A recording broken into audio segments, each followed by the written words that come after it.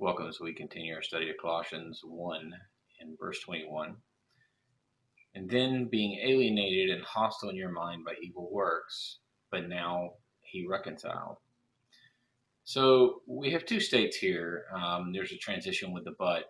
And our first state, or our previous state, is that we are alienated, hostile in our mind, and it was through evil works that accomplished that.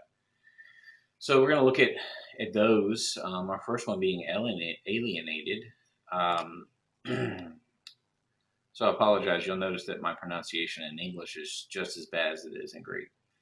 Apollo and so that is apo, which is from, and then allotrios, which is sort of foreign or of someone else's. So when you combine that, it would basically saying that you're estranged or alienated. Either one of those would work.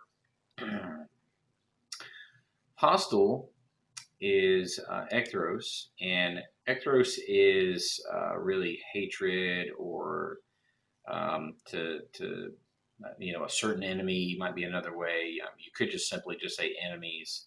But either way, there's certainly a mindset of hostility in your mind. So mind here is dianoia, and so dia is through, and the other word there is nous, which is sort of intellect. So through intellect, and we get either mind or understanding maybe from that. It's a fairly common word used for mind or understanding. You can see it's translated both ways fairly often, or most of the time, I should say. Imagination one time. It's not the only word for mind. We've got a few others that we'll see as well. So really, what does that mean when you put it together? It really just means that you think of yourself as being an enemy or in a state of hostility. At least that's your perception of it.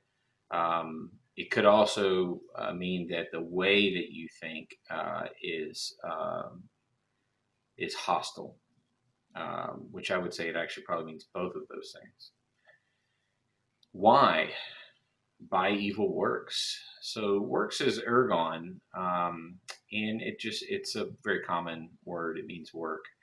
And then evil is poneris, and it's a fairly general word, but it does get translated as evil quite often. You can see, so 36 usages, 21 is evil, another one is evils, plural.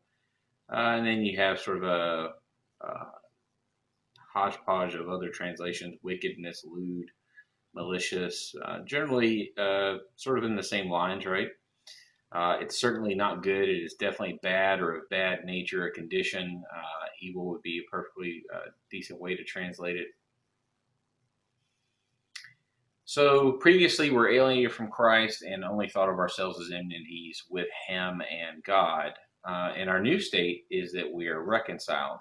Now, reconciliation or reconciled here is the same word that we saw in the last verse, is apokatallasso, which, remember, that means that you're returned to a state of peace. You were originally at a state of peace, and then something transitioned you to war. And this is another transition back to that state of peace.